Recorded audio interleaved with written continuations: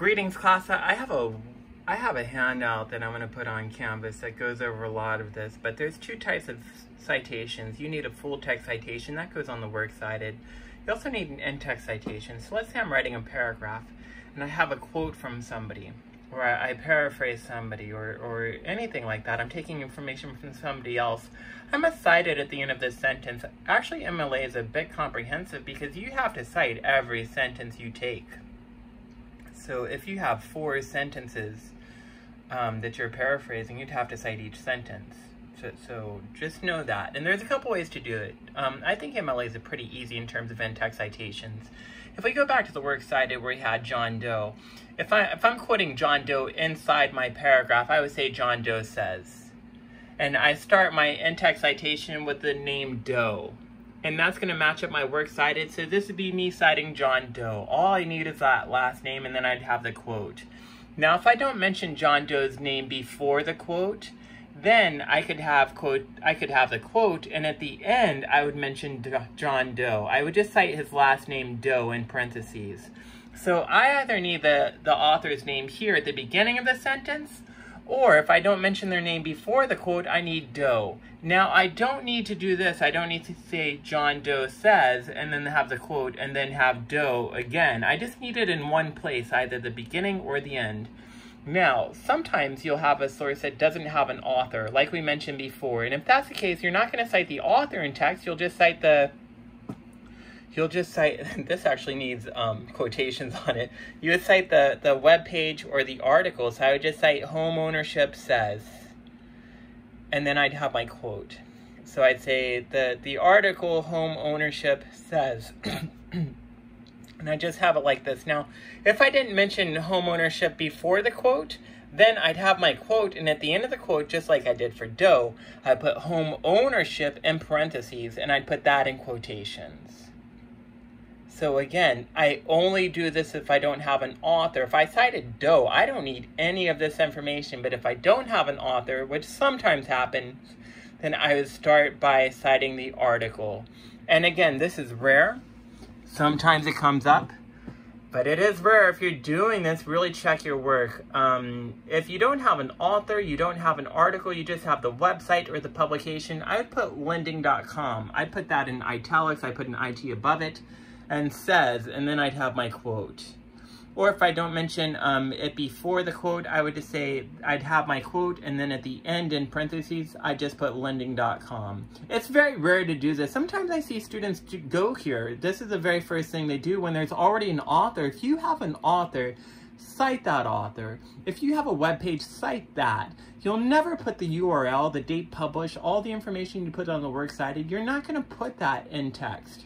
All you really need is the author, and I would say probably 80% of the time you're going to have stuff like this where you're just going to be citing that author. It's very rare to find these other things. It does come up, and I'm just preparing you guys for all kinds of different variations. So that's why I'm going over it. But most of what you're going to be doing will be this. You're going to be doing this a lot. Now, if you have page numbers, I would put Doe 5. I would put Doe 5 at the very end of the sentence. So I would say, if I go back to this quote, if I go back to this quote and I have Doe here, at the very end I would put Doe 5. Now if I didn't have, if I did this quote here and I said John Doe says, and then I have my quote, at the very end in parentheses I would put I wouldn't put P, I would just put 5, and that would clarify that it would be 5.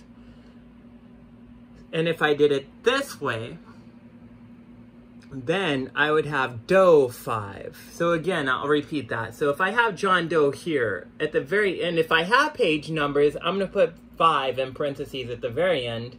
And if I did it this way, where I didn't mention his name at the beginning, I would just put Doe 5 there. Now, if you don't have page numbers for a source, you just won't put anything. You don't have to put paragraph numbers or anything like that. Just leave it blank. A couple other things. Sometimes if I don't have a page number, and I mentioned the author, the source before the quote, is the period's going to be in the quotations. I see students get that confused a lot. It would be period quotations unless I have parentheses.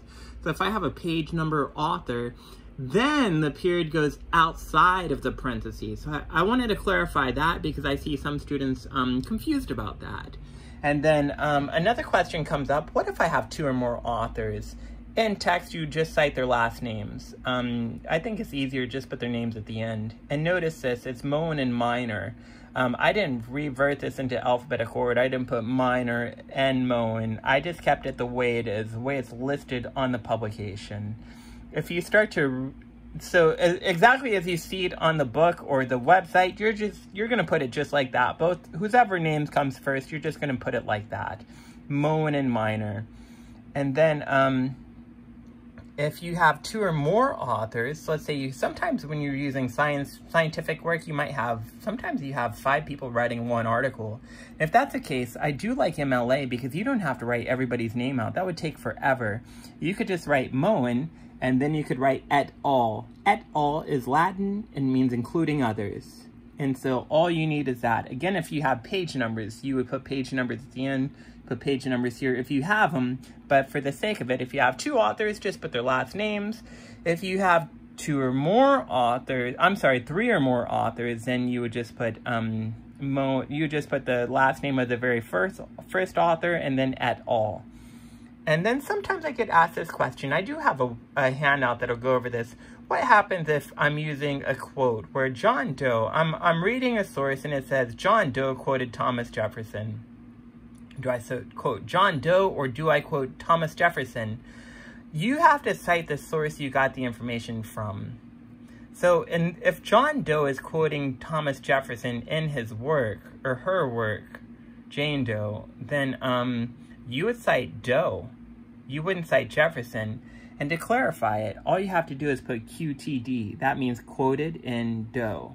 Now, if I did it the other way, like the first way I showed you, I could say John Doe quotes Thomas Jefferson in saying. I could do it that way as well. But the person I'm going to cite here, and the person I'm going to cite on my works cited would be Doe. I'm not going to cite Thomas Jefferson. I got to take my reader to the source.